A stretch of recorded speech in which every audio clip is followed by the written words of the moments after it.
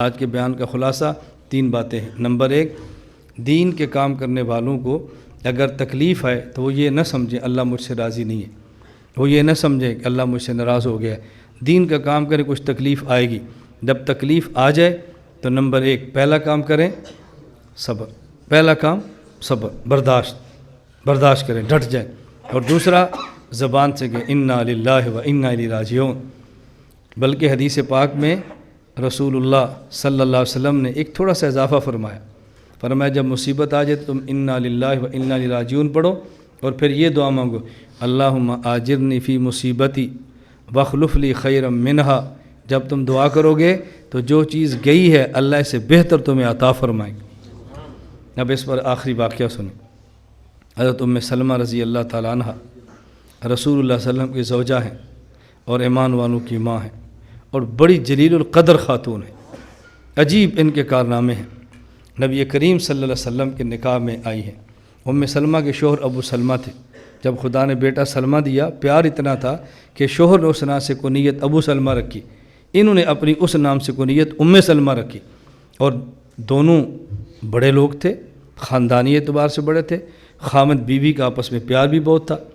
جب یہ بات سنی کہ جب شوہر عورت جس کے نکاح میں فوت ہو، اگر شوہر فوت ہو جائے اور عورت اس کے بعد نکاح نہ کرے، اسی کے نکاح میں دنیا سے جائے، تو قیامت کے بعد جنت میں اسی شوہر کے ساتھ ہوگی۔ حضرت سلمہ نے حضرت ابو سلمہ سے کہا کہ تمہارا کیا خیال ہے، اگر میں مر جاؤں میرے بعد تم کسی اور عورت سے کرو گے؟ انہوں نے کہا دل تو نہیں کرتا۔ تو کہا اگر تم فوت ہو جاؤ، میں فوت ہو جاؤں تو میرے بعد تم کسی اور سے نکاح کرو گی؟ اس نے کہا دل تو نہیں کرتا۔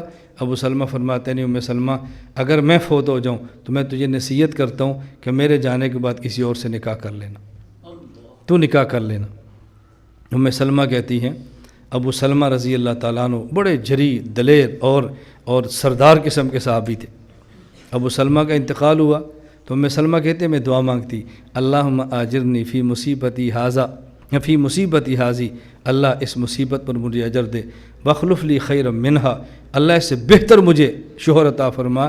لیکن میں سوچتی ابو سلمہ سے بہتر بھی کوئی شوہر ہوگا، اس سے اچھا مجھے کوئی شوہر ملے گا؟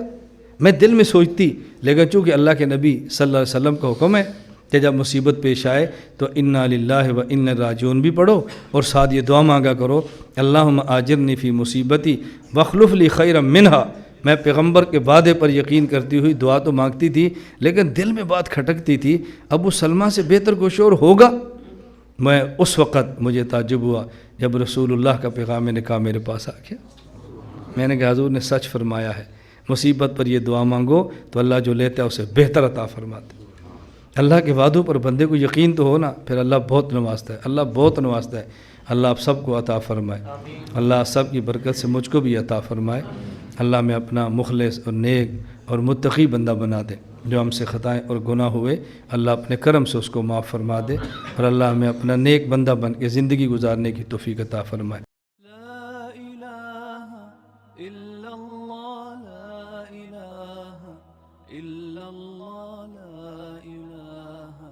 إلا الله ما لنا رب سواه